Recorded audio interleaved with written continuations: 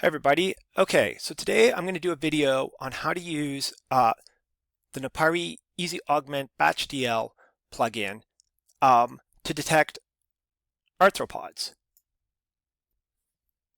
So a while ago, about over a year ago, a year and a half ago maybe now, um, there was an ImageJ question regarding how to count bees.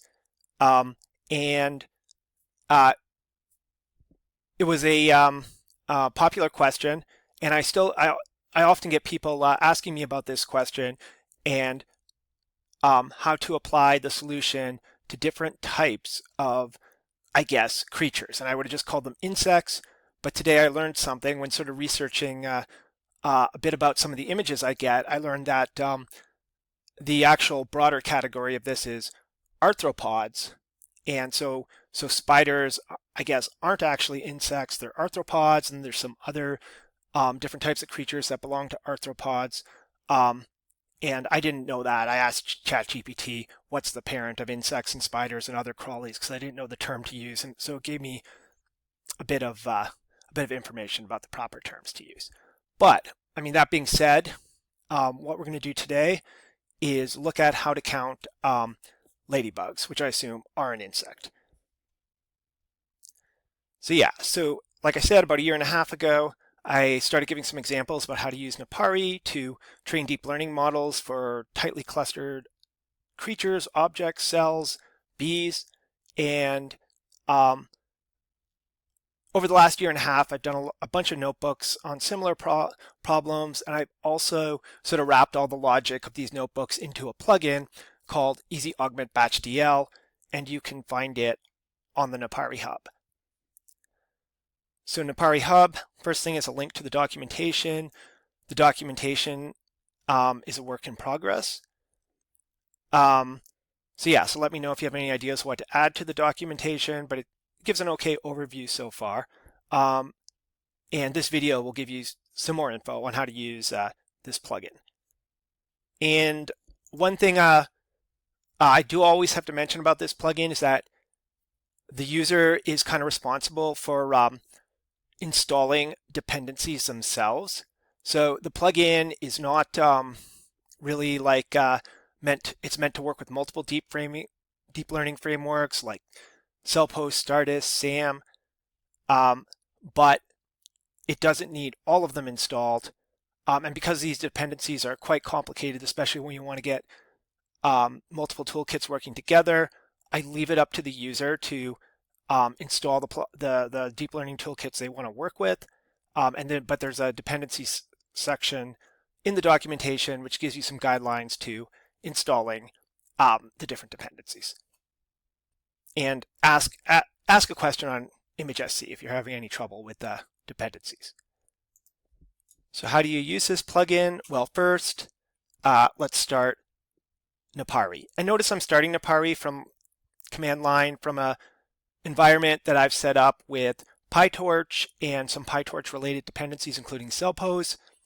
So my plugin will pick up sort of, and I'll show how that works in a second, the toolkits installed in the environment. So I'm going to start Napari. So I got Napari going, so now I'm going to go to plugins. I'm going to go to Easy-Augment-Batch-dl. So when you get Easy-Augment-Batch-dl open, this is what it should look like, and the first thing you do is open an image directory. And so the image directory should look, for example, something like this. It's just a directory, and you start off just by putting the images you want to work with in it. So I've got 3 ladybug images in it. So I go to Open Image Directory, and I have this already set up here. Go to Select Folder. And it's going to ask the number of classes, but you don't have to worry about that. Just leave it at 1 for this problem. Yeah, so then your images should then be loaded into Napari. So I had 3 images in my folder, and they should all now be here in Napari, and they are.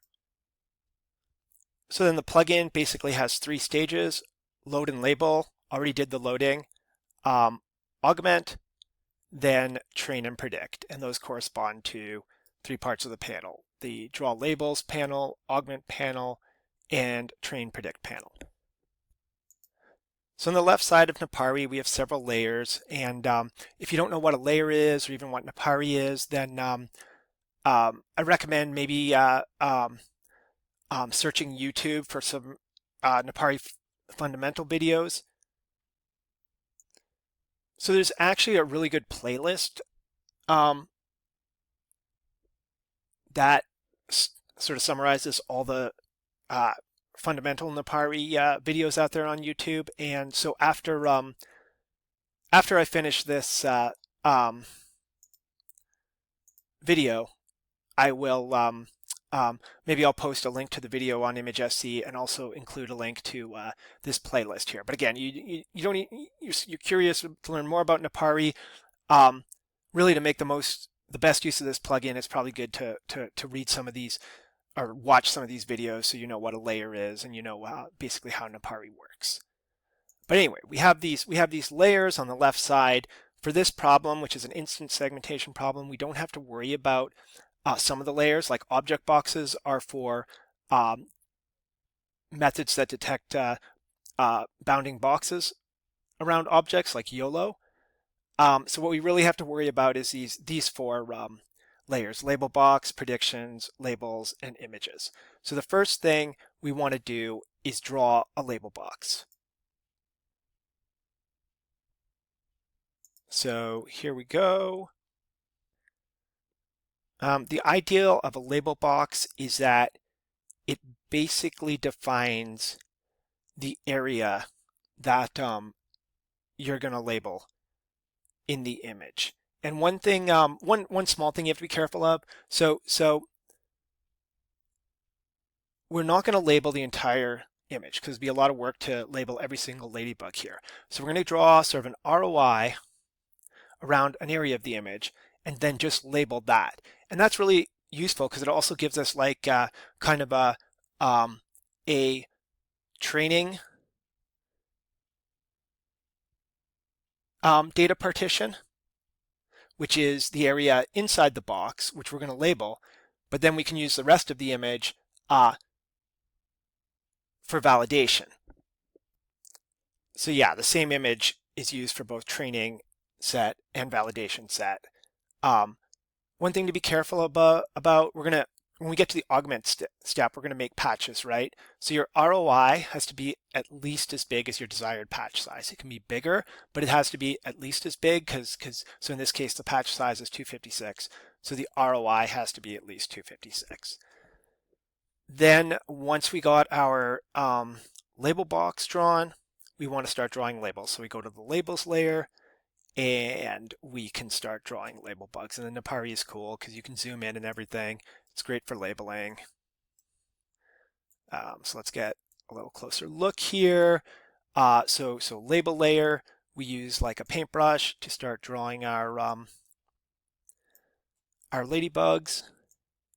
And basically what you do here is you just start drawing ladybugs, and every time you draw a ladybug, you want to increment the label number. You could do that with the mouse and clicking, or you could the plus sign is like a shortcut. So we start drawing these guys, and I'll draw a few so you get the idea, but I will stop the video as I complete them.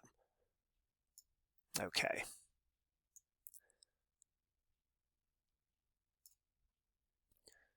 Okay, so finished drawing some ladybugs.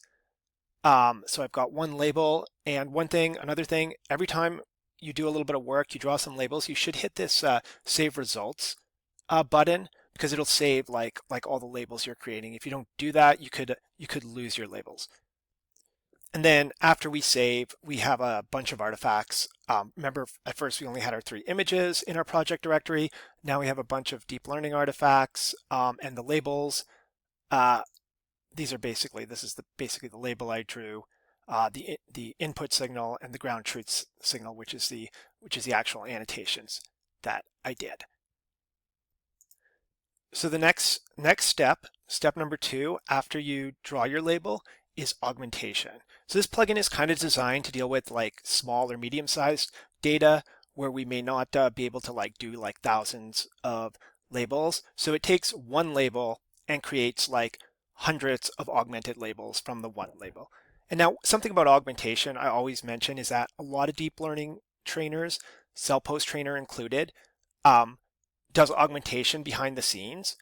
But I think it only does fairly simple like reflection and rotation.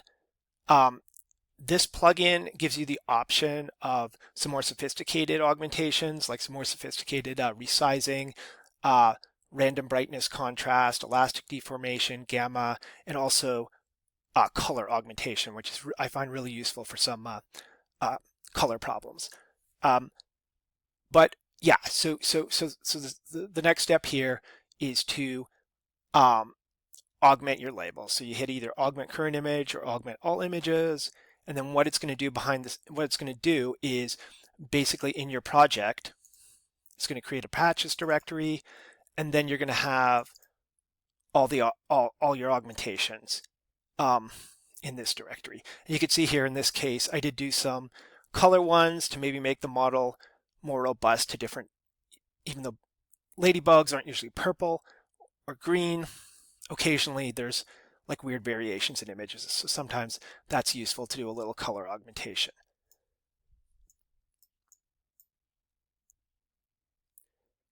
So yeah, after your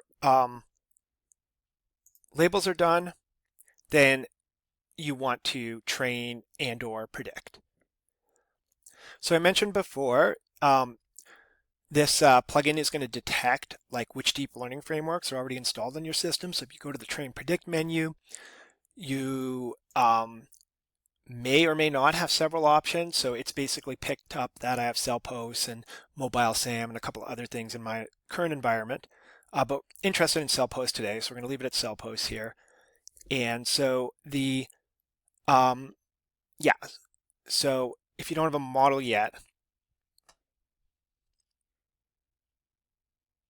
then you're going to want to train the network. But actually what we could do before that, there's a couple of built-ins, like there's the Cyto3 model, and there's actually many more. So maybe as I evolve this plugin, I'll add in more of the built-in models. But Cyto3 was created by the Cellpose team, so we can try that. And I actually, we just press predict current image, but I had actually already done this prediction. So I have to turn on this layer here.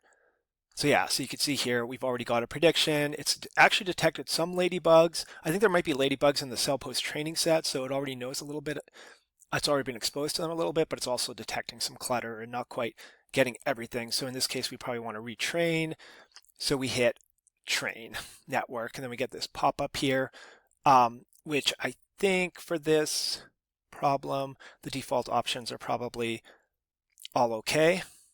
So yeah, so I'll pause the video as I do the training. Okay, so I have the training going. One thing is for Stardist and for some of the custom stuff I've done, this little status box down here will actually update because the Stardist API, it's easy to pass a callback. For my custom stuff, I just set up a callback so that this API will actually update, but I actually haven't figured out how to do that for Cellpose yet. Something on my list of things to do. Again, should contact Carson Stringer and the Cellpose team and ask more about this.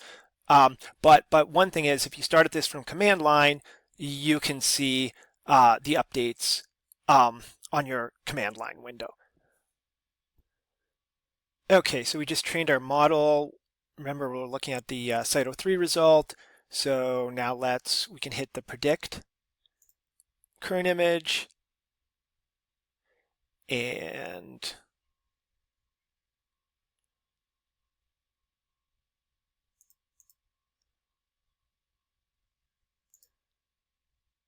yeah, and we should see it does a better job now, not as much clutter, and it detects a lot of the ladybugs. So then we want to save results, and then our images should end up in predictions, class 0. And these will be if we hit predict all images. These will be the images that it should predict all the images, and then we can have our data here, and then we can go on to another step. And then we should also have our model. There's different types of models. So you can see for this problem, I've also looked at some Stardust models, but our Cellpose models are just going to be files here. And if you didn't change the model name, they will have sort of the date appended to them.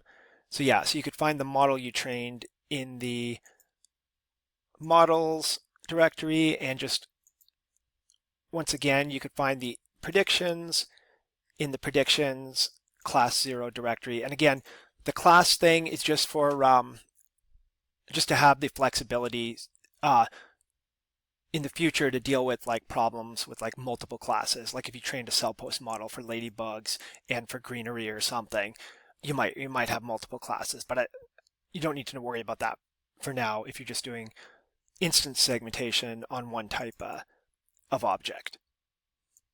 Okay, so I think that's it for this video. I mean, I think the purpose was just to try to convey like how to use this plugin, how to train models, and then where to find everything after you've done the training and prediction. Because like once you predict these labels, that's not the last step. Obviously you want to process them somehow, maybe send them to different plugins, maybe just write some Python code and scripts to deal with the images. So yeah, at the end of running this plugin, you should be able to train a model, which you can find in your models directory, make some predictions, which then, as long as you have to remember to save the results here, you can get your predictions and then go on to another step of analysis, write some Python scripts to actually do something with these predictions. And again, the prediction names, they correspond to the original file name. So at the end of running all this, you have your 3 files, predictions for the 3 files, and then you can go on and do something else. I think that's it for today. I'm going to probably post this video on ImageSC along with a couple of the links I talked about. And if you have any questions about this, maybe ask on ImageSC.